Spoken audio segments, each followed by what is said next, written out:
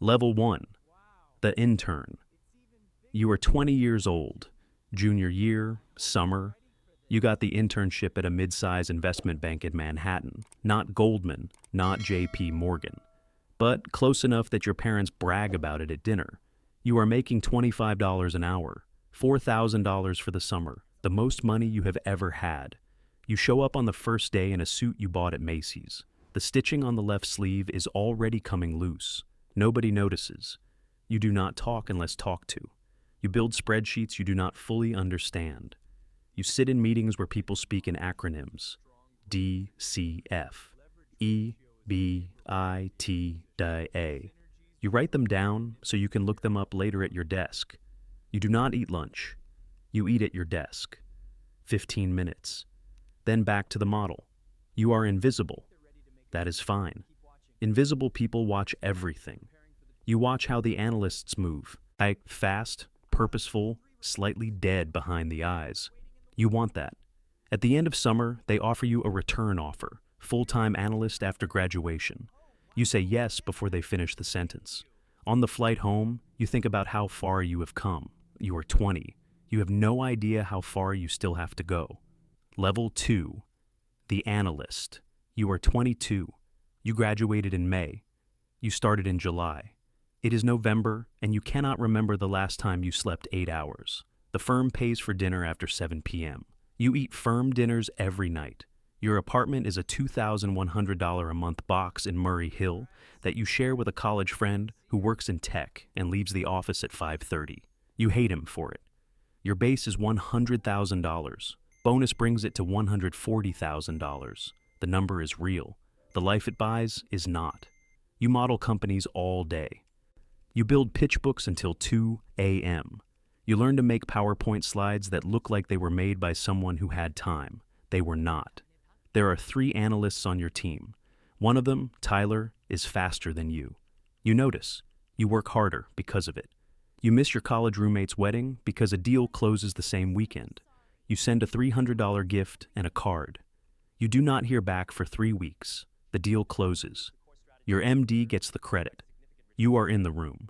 He does not say your name once. 2 years. That is what everyone tells you. 2 years and you move on. Up or out. Lateral or MBA. You tell yourself this is temporary. It is not.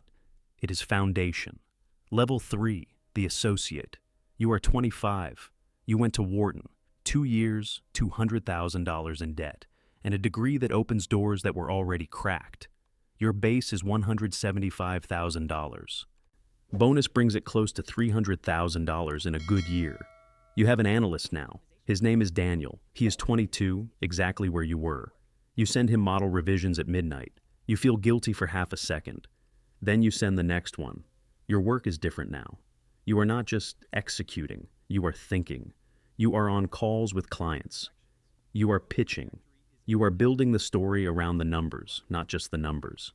You discover you are good at it, the persuasion, the framing. You can walk into a room and make a deal feel inevitable. That is not a skill they teach at Wharton. That is something you built in the dark at 2 a.m. for 3 years. You are dating someone. She is in consulting. She works hard too, but she goes home at 8. You cancel plans twice in the same week. The third time, she stops making plans. You notice but do not say anything. The deal is more urgent. It is always more urgent. You close your first deal where you led the pitch. You are not named in the press release. That is not how this works. You know that now. Level 4. The vice president. You are 30. You made it past the wall. Most associates do not. You are not junior anymore. You are not senior yet. You are in the middle, which means you are being pulled from both directions at all times. Your base is $250,000. Bonus clears $400,000 in a strong year. You have real carry now, real skin in the game. When a deal underperforms, you feel it in your chest at 3 a.m. That is what alignment means. You manage analysts and associates. You know which ones will stay until midnight without being asked and which ones are counting the minutes. You know who's going to make it. You were both of those people at different times. You have been deployed twice in the last 18 months. London for 6 weeks, Dubai for 3. You miss Thanksgiving. Your father calls and says he is proud of you. You say thank you and believe him and feel nothing about it. You are dating again. Someone new. She does not ask about your hours anymore because she learned early that asking does not change them. You are building something. You tell yourself that every time you get on a plane, the work is real. The sacrifice is also real. You are starting to feel the weight of both. Level 5, the director. You are 34. The title changed. The pressure doubled. Your base is $350,000. Bonus and carry can push your total compensation past $700,000 in a strong year. You originated 3 deals in the last 24 months, all performing. No, your name means something now. Bankers call you. They do not pitch you anymore. They bring you opportunities before they go wide. That is the difference between a VP and a director. A VP waits to be included. A director gets called first. You manage a team of 8. 2 analysts, 3 associates, 2 VPs, 1 junior director. You are the translator between the partners and the rest. You hear what the partners want. You convert it into work the team can execute. You hear what the team can do. You convert it into language the partners believe in. You are exhausted from the translation alone. Your daughter is 4. She calls you daddy on weekends when you are home. You are home most weekends now, but home means laptop open at the kitchen table. She does not know the difference yet. Your wife knows. As she does not say anything because you are a good father on the margins and a great earner at the center, and she has learned to live with the math of that. You feel it, the distance, not between cities, between versions of yourself. Level 6, the managing director. You are 40. You made it. Your base is $500,000. Bonus is discretionary. It ranges from $400,000 to $1.5 million, depending on the year and the fund and how much credit you can claim. Carry from 3 active funds puts your total compensation somewhere north of $3 million in a great year. You stop thinking in salary. You think in net worth now. The word wealth no longer feels like something that happens to other people. You originate the significant deals. You are the relationship. Corporate development officers know your number. They call before the process goes formal. That early call is worth more than anything money can buy. You sit on 3 boards. You push management to perform. You fire a CEO once. It is the hardest thing you have done professionally and also the clearest. The math required it. The math always requires it. Your son is 14. He wants to study finance. You tell him he should do whatever he loves. You mean it. You know what this industry costs. You have the receipts. Your marriage is good, not perfect, good. She has her career now, a foundation she runs. You attend her galas. She attends your firm events. You are a unit that functions at a high level. Sometimes at 11 p.m. on a Tuesday you sit in the kitchen and she makes tea and you do not talk about work, and those are the best hours of the week. Level 7, the partner. You are 47. There are maybe 200 people in this country who do what you do at this level. 200 out of 330 million. Your total compensation this year will be somewhere between $8 million and $15 million, depending on exits. Previous funds already paid out 9 figures. Generational wealth, the kind that outlasts you. Your job is not deals anymore. Your job is the firm. You fundraise. You represent. You sit in front of sovereign wealth funds and pension managers and endowments, and you make them believe that your team, your process, your track record is worth their $100 million checks. They write them. You deploy them. You are accountable to people who trusted you with their teacher's retirement money. You feel that accountability at a frequency others do not. You have 3 MDs who are better deal makers than you were at their age.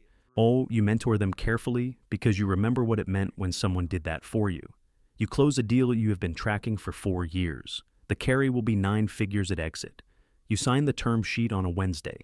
You go home for dinner. Your daughter is in college, pre-med. She called to tell you about a patient she helped. You listened for 40 minutes. You said almost nothing. It was the best call of the year. The deals keep coming. The math keeps working. You are the machine, and the machine keeps running. Some nights you wonder what you would have done differently. You cannot find a clear answer. That tells you something. You are not sure what. Level 8. The exit. You are 58. You did not plan to stop. The market did it for you. A downturn, a shift, a fun cycle that ended and a new one you decided not to raise. You could. You have the relationships. You have the track record. You have everything. You just do not want to anymore. Your net worth is the kind of number that does not require another number. You sit on two boards still. Advisory. Occasional. They pay you for your name more than your hours. You give 3 lectures a year at Wharton. Students ask sharp questions. You remember asking the same ones at 22. You do not have better answers. You have more expensive ones. Your daughter is a doctor now. Your son works in climate tech. He did not go into finance. You are prouder of that than anything you did on a trading floor. You walk in the mornings, long walks, an hour, 2 sometimes. You think about the deals you closed and the ones you lost, and the people you worked beside and the ones you pushed out, and the nights you did not go home and the mornings you left before anyone woke up. You think about the version of yourself at 22 in that Macy's suit with the loose stitching, sitting in that intern seat, watching people who seemed impossibly far ahead. You were right. They were far ahead. And then you were there. And then you were further. And you kept going past the point where going further was the point.